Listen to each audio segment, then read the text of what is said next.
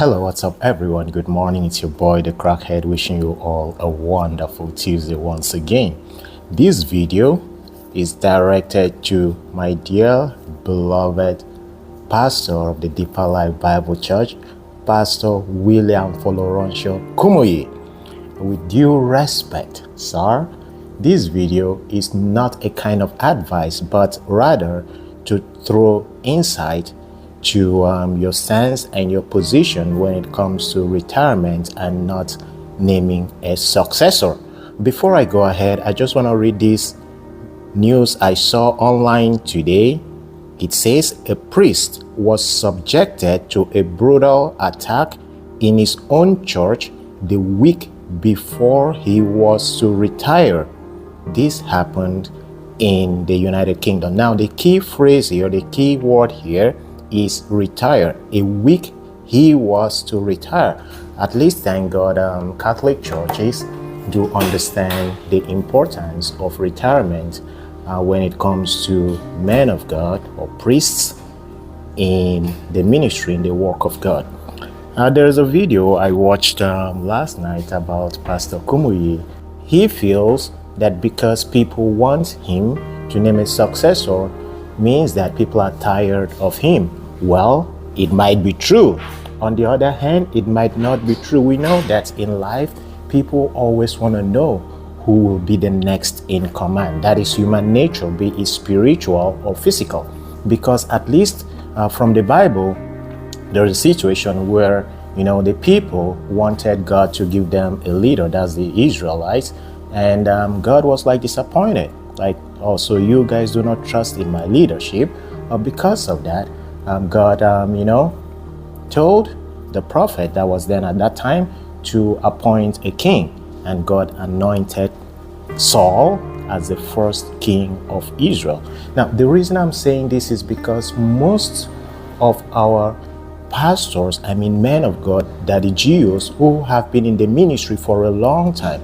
For example, Pastor Deboye, who recently said he has been 50 years in the ministry since he was anointed as a leader, 45 years as an active pastor, and 50 years, since his anointing as the leader of the Redeemed Christian Church of God. Not only Pastor Deboye and other men of God, just talked about Pastor W.F. Kumuyi.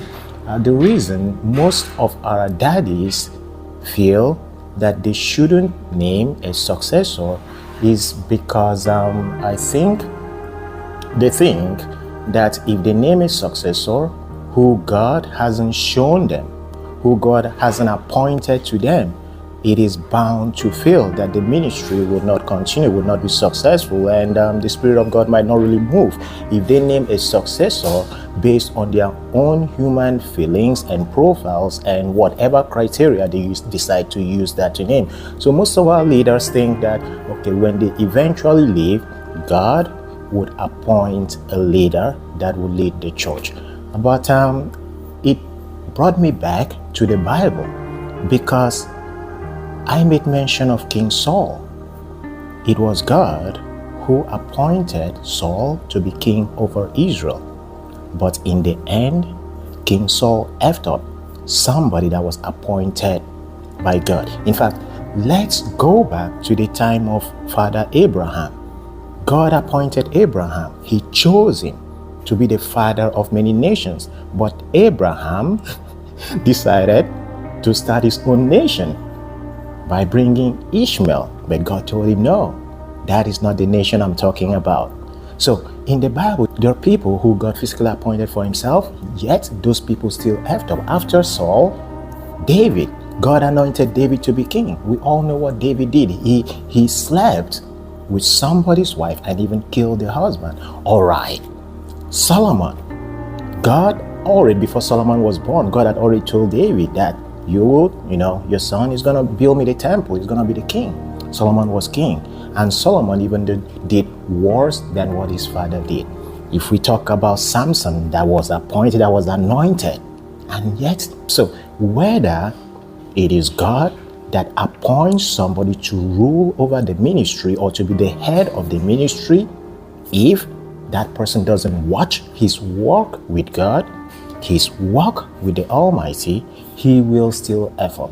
Irrespective of if it's God that physically shouted from heaven, the Deeper Life Bible Church, now that Pastor W.F. Kumuyi is no more, this is your new leader. Even if that would be the case, if that person still doesn't walk right with God, or he does what his heart wants and desire, because we've seen in the Bible, those that were chosen and appointed by God, they still effed up.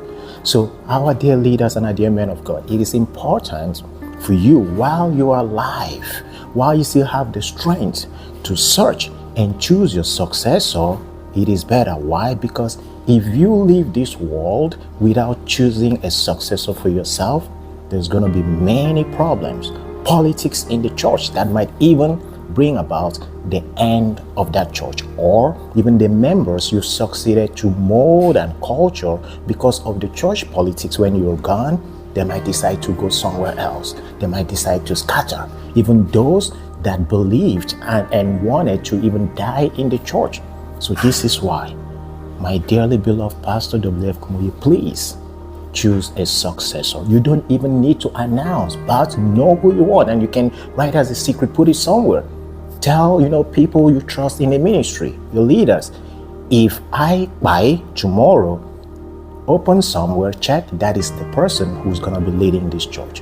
Whether prayerfully or you want to use your own relationship with that person, you have to choose a successor. Because even if you are waiting for God to choose a successor, if that person still doesn't walk right with God, he will still blunder. Just like we've seen from people in the past, people in the Bible who God chose as leaders in certain ministries. Your boy, the Crackhead, wishing all a wonderful day. Bye for now.